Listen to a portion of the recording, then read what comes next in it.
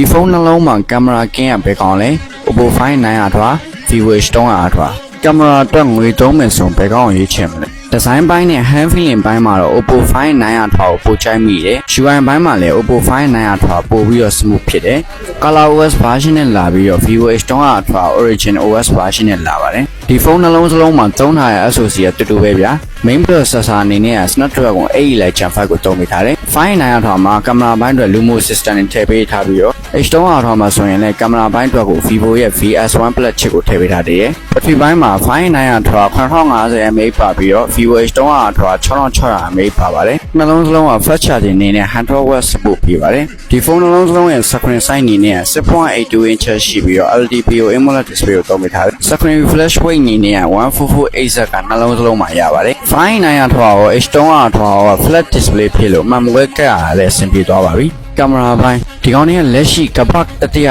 ကင်မရာကောင်းဆုံးဖုန်း DxO ရဲ့ top 3နေရာမှာနှလုံးစလုံးကတနေရာထဲမှာ score မှတ်တူတူနဲ့ရပ်တည်နေကြရပဲဖြစ်ပါတယ်ကင်မရာပိုင်းမှာ Vivo H300ထွာရော Oppo Find 900ထွာဘယ်ဖုန်းကပို့ပြီးတော့တာလဲဆိုတာလုံးဝခွဲခြားလို့မရပါဘူးကင်မရာပိုင်းကိုလည်းကျွန်တော်စမ်းပြပေးထားပါတယ် hand feeling နဲ့ design ပိုင်းမှာတော့ Oppo Find 900ထွာကိုပို့ပြီးတော့သဘောကျမိပါ Vivo H300ထွာ Oppo Find 900ထွာbrand new plugin and quick second အလုံးတန်များကိုကျွန်တော် Triple Flower Mobile မှာ install ထားရှိပြီးရောင်းချပေးပါတယ်ကျွန်တော်တို့ဆိုင်ဒီနေရာလေးကမန်းလေးမြို့မှာပဲတင်ရှိပြီးတော့26နဲ့28လမ်းကြား85လမ်းမှာပဲရှိ Triple Flower Mobile ဖြစ်ပါတယ်ဒီကောင်လေးကိုပြင်မှာကိုရိုင်းကိုစိတ်တိုင်းကြောက်လာရောက်စမ်းသပ်နိုင်ပါတယ်